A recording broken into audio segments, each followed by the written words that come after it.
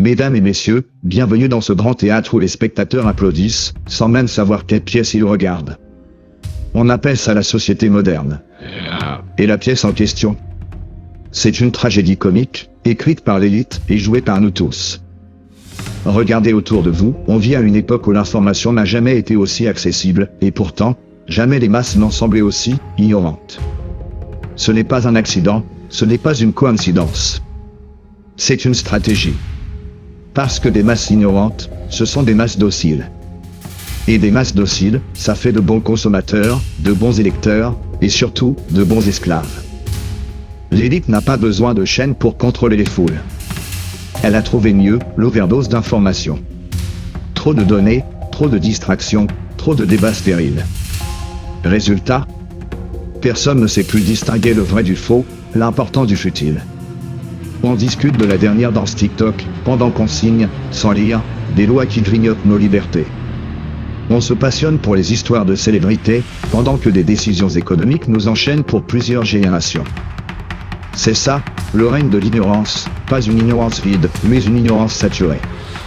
Une tête pleine de bruit, mais vide de sens.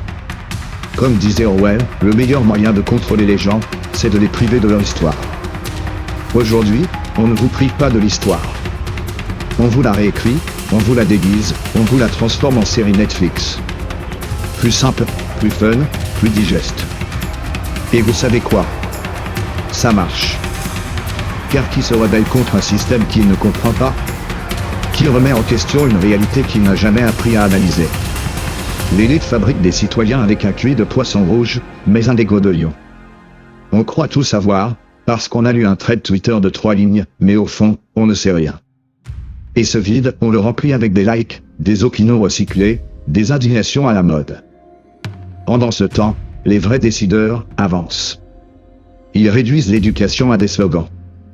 Ils transforment la pensée critique en un danger. Ils rendent la culture inaccessible, et l'ignorance cool. Parce que penser, c'est fatigant. Mais consommer, c'est tellement plus simple. Alors, oui, l'élite fabrique des masses dociles. Mais attention, ce n'est pas avec la peur du fouet, c'est avec la caresse du divertissement. On ne dit plus « tais-toi et obéis ». On dit « amuse-toi, like, scroll, et surtout, ne réfléchis pas trop ».